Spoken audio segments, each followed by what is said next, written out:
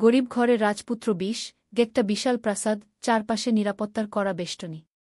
বাইরে থেকে দেখলে মনে হবে সুখশান্তিতে ভরা এক রাজকীয় জীবন। কিন্তু এই প্রাসাদের ভেতরেই লুকিয়ে আছে এক অজানা অন্ধকার গল্প। অনিক এই বাড়ির একমাত্র ছেলে। জন্ম থেকেই সে ধনী পরিবারের সন্তান, কিন্তু তার জীবনে কখনোই ভালোবাসা ছিল না। তার বাবা একজন প্রভাবশালী ব্যবসায়ী, আর মা সবসময় সামাজিক অনুষ্ঠানে ব্যস্ত। ছোটবেলা থেকেই অনিক বড় হয়েছে একা, চাকরবাকরদের মাঝে।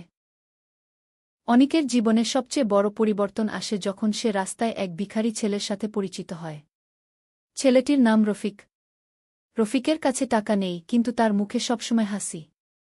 অনিক অবাক হয়ে দেখে যে ছেলের কিছুই নেই, সে এত খুশি কিভাবে। একদিন অনিক রফিককে জিজ্ঞেস করে, তুই এত খুশি থাকিস কিভাবে? রফিক হেসে বলে, আমার কাছে ভালোবাসা আছে ভাই, তাই আমি গরিব হয়েও ধনী গ। এই কথা অনিকের মনে গভীর দাগ কাটে। ধীরে ধীরে অনিক তার বিলাসবহুল জীবন থেকে দূরে যেতে শুরু করে।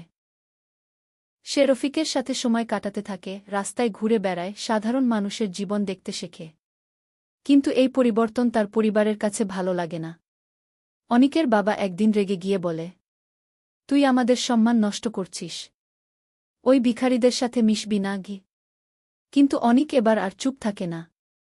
আপনারা টাকা দিয়েছেন, কিন্তু ভালোবাসা দেননি। এই কথা শুনে পুরো বাড়িতে ঝড় ওঠে।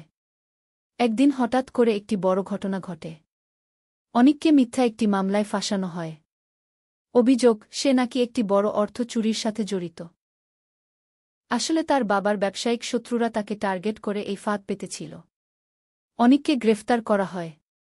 মিডিয়ায় খবর ছড়িয়ে পড়ে, ধনী পরিবারের ছেলে অপরাধী। অনিকের পরিবার নিজেদের সম্মান বাঁচাতে তাকে সাহায্য না করার সিদ্ধান্ত নেয়। তার বাবা বলে, আইন নিজের মতো চলবে গি। অনিক জেলে চলে যায়।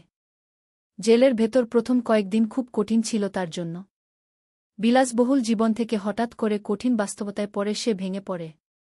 কিন্তু ঠিক তখনই সে আবার রফিকের কথা মনে করে। ভালোবাসা থাকলে সব কিছু সহ্য করা যায়। জেলে অনিক নতুন করে জীবন শেখে। সে অন্য কয়েদিদের সাহায্য করতে শুরু করে, তাদের গল্প শোনে, তাদের পাশে দাঁড়ায়। ধীরে ধীরে সবাই তাকে ভালোবাসতে শুরু করে। অন্যদিকে রফিক চেষ্টা করতে থাকে অনিককে বাঁচানোর জন্য। সে বিভিন্ন জায়গায় গিয়ে প্রমাণ